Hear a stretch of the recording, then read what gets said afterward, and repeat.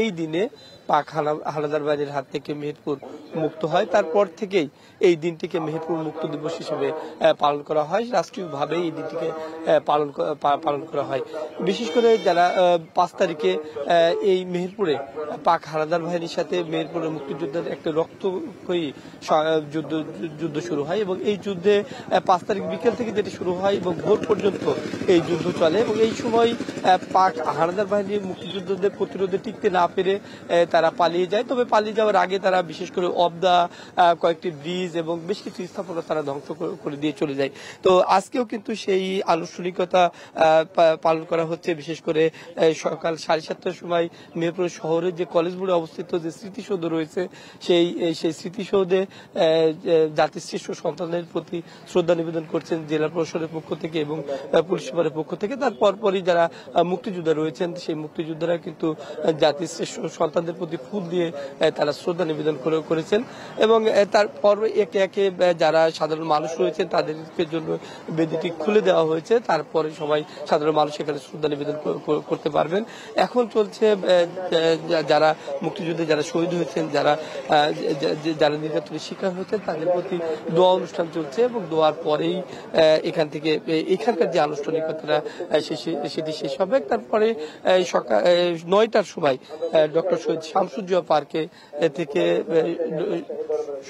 পার্কে থেকে একটি বর্ণাঢ্য শোভাযাত্রা বের হবে। তারপরেই সেখান থেকে সেই শোভাযাত্রাটি যাবে জেলা মুক্তিযুদ্ধ সংসদের যে অফিস রয়েছে সেখানে যাবে। তারপরে সেখানে জাতীয় পতাকা এবং মুক্তিযুদ্ধ বিষয়ক যে পতাকা উত্তোলন সেটি অনুষ্ঠিত হবে। তারপরে 11টার সময় মেহেরপুরের যেসব মুক্তিযোদ্ধা রয়েছেন যারা এখনো জীবিত রয়েছেন তাদের একটি মিলন মেলা অনুষ্ঠিত হবে।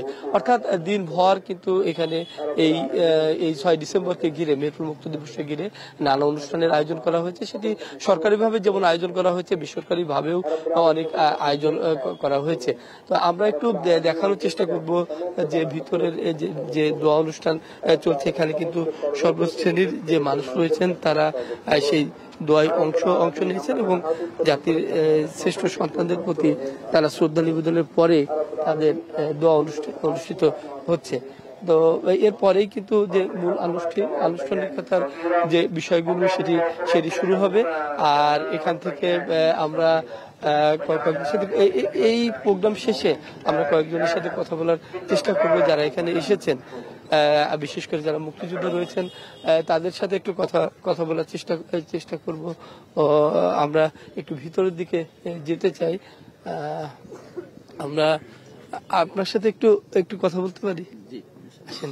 আমরা একজন মুক্তিযোদ্ধাকে পেয়েছি, তার সাথে কথা বলবো।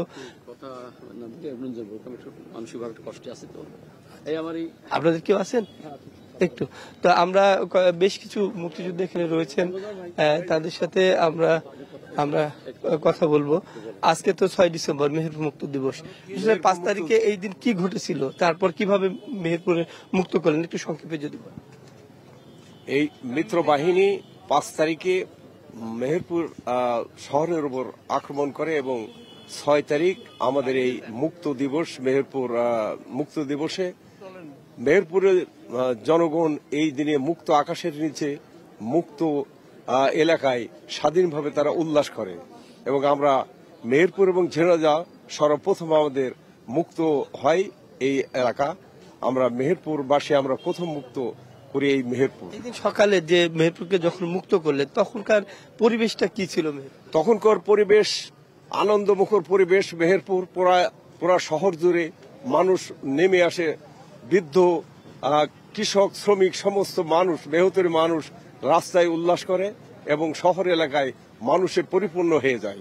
আনন্দের মিছিল বয়ে যায়, বন্যায় বয়ে যায় এবং আকাশে যেমন মেঘের মাঝখানে চাঁদ যখন উদিত হয় উজ্জ্বল ভাবে, তখন মানুষ এইভাবে উজ্জ্বল মনে তারা আনন্দ করতে থাকে মেহেরপুর এলাকায় এবং সাধারণ জনগণের সঙ্গে মুক্তিযোদ্ধার সঙ্গে একত্রে কাঁধে কাঁধ মিলে তারা এই দেশে তারা উল্লাস করে 6 ডিসেম্বর মুক্ত দিবসে।